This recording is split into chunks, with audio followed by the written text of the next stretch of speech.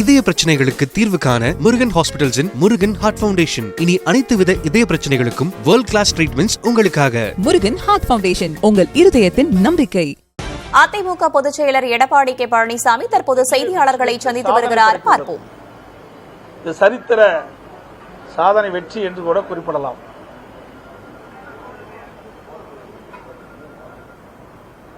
இந்திய கூட்டணியைச் சேர்ந்தவர்கள்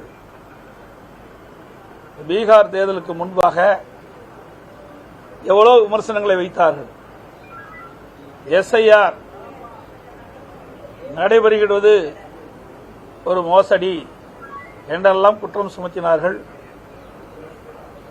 எஸ்ஐஆர் பணி என்பது உண்மையான வாக்காளர்கள் தேர்தலிலே அவர்கள் பங்கு பெற வேண்டும் என்ற அடிப்படையில் தான் எஸ்ஐஆர் பணி மேற்கொள்ளப்பட்டது.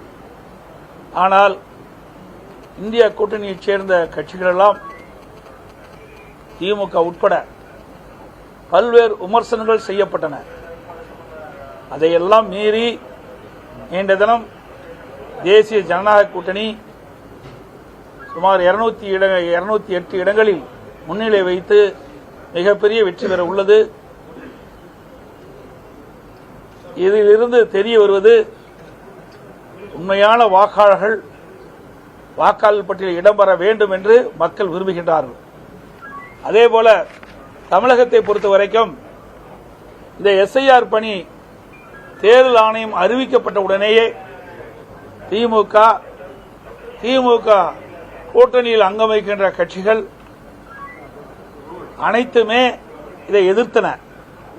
அதற்கு காரணம், பல ஆண்டுகளாக வாக்காளர் பட்டியலில் இறந்தவருடைய பெயர்கள் தொடர்ந்து இடம்பெற்று வந்தன.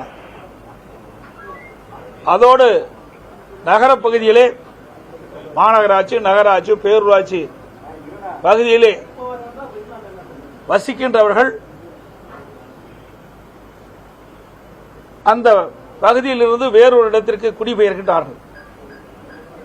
அப்படி குடிபெயர்களுடைய வாக்காளர்களும் அந்த வாக்காளர் பட்டியலில் இடம்பெற்று வந்தனர். அதையெல்லாம் எஸ்ஐஆர் பணி மேற்கொள்கின்ற பொழுது இறந்தவர்கள், குடிபெயர்ந்தவர்கள், போலி வாக்காளர்களை கண்டறிந்து அவையெல்லாம் நீக்கப்பட்டு ஒரு உண்மையான நேர்மையான வாக்காளர் பட்டியலை தயாரிக்கப்பட்டு அதன் மூலமாக தேர்தல் நடைபெற்றால் ஒரு நியாயமான தேர்தல் நடைபெறும். அதைத்தான் நாங்கள் குறிப்பிட்டோம். எஸ்ஐஆர் பணி என்பது மிக முக்கியம். 21 ஆண்டு காலமாக இந்த எஸ்ஐஆர் பணி மேற்கொள்ளவில்லை. இதற்கு முன்பு 8 முறை எஸ்ஐஆர் பணி மேற்கொள்ளப்பட்டுகின்றன. 21 ஆண்டு காலமாக இந்த பணி மேற்கொள்ளாத காரணத்தினால் இறந்தவர்களும், ஒரு இடத்தில் குடிபெயர்ந்தவர்கள் மற்றொரு இடத்திற்கு குடிபெயர்ந்தவர்களும் அந்த வாக்காளர் பட்டியலில் தொடர்ந்து இடம்பெற்று வந்த காரணத்தினால் ஒவ்வொரு தொகுதியிலும் பல்லாயிரக்கணக்கான வாக்குகள் அப்படியே அந்த வாக்காளர் பட்டியல் இடம்பெற்று வந்தது. இந்த எஸ்ஐஆர் பணி மேற்கொள்கின்ற பொழுது வீடு வீடாக பிஎல்ஓ சென்று அவளை விசாரித்து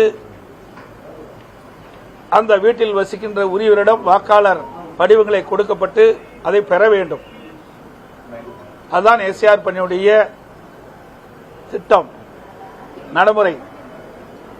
ஆனால் தமிழகத்தில் இந்த எஸ்ஐஆர் பணி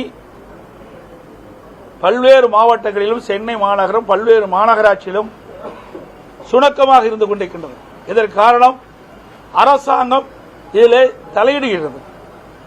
சென்னை மாநகராட்சி பொறுத்த வரைக்கும் அந்த பிஎல்ஓவாக நியமிக்கப்பட்டவர்கள் 4ஆம் வரை தான் படிச்சிருக்கிறார்கள். அவர்கள் எப்படி போய் வாக்காளர் இடத்தில் இந்த வாக்காளர் படிவத்தை கொடுத்து அந்த வாக்காளர் எடுத்துச் சொல்ல முடியும் விவரங்களை? இதை நான் சம்பந்தப்பட்ட அதிகாரிகளிடத்திலே எங்களுடைய கழக நிர்வாகிகள், பொறுப்பாளர்கள் தெரிவித்தும் கூட அதையெல்லாம் மாற்றாமல் இருக்கின்றார்கள். வேண்டுமென்றே திட்டமிட்டு எஸ்ஐஆர் பணி முறையாக நடைபெறக்கூடாது என்று பல அதிகாரிகள் இதற்கு எதிராக செயல்பட்டுக் கொண்டிருக்கின்றார்கள். இந்த அரசாங்கம் அவர்களுக்கு வாய்மொழி உத்தரவாக பிறப்பிக்கப்பட்டிருப்பதாக எங்களுக்கு தகவல் கிடைத்திருக்கின்றது. இது மிக மிக கண்டனத்துக்குரியது. அரசு அதிகாரிகள், தேர்தல் ஆணையம் நேரடியாக அனைத்து பணியாளர்கள் நியமிப்பதில்லை. அந்தந்த எஸ்ஐஆர் பணிகளை திமுக எதிர்ப்பது ஏன் என்று மீண்டும் எதிர்க்கட்சித் தலைவர் எடப்பாடி பழனிசாமி கேள்வி எழுப்பியிருக்கிறார். நியாயமான தேர்தலுக்கு எஸ்ஐஆர் என்பது மிக முக்கியமானது என்றும் அவர் பேசியிருக்கிறார். இதய பிரச்சனைகளுக்கு தீர்வு காண முருகன் ஹாஸ்பிட்டல்ஸின் முருகன் ஹார்ட் ஃபவுண்டேஷன். இனி அனைத்து வித இதய பிரச்சனைகளுக்கும் வேர்ல்ட் கிளாஸ் ட்ரீட்மெண்ட்ஸ் உங்களுக்காக. முருகன் ஹார்ட் ஃபவுண்டேஷன், உங்கள் இருதயத்தின் நம்பிக்கை.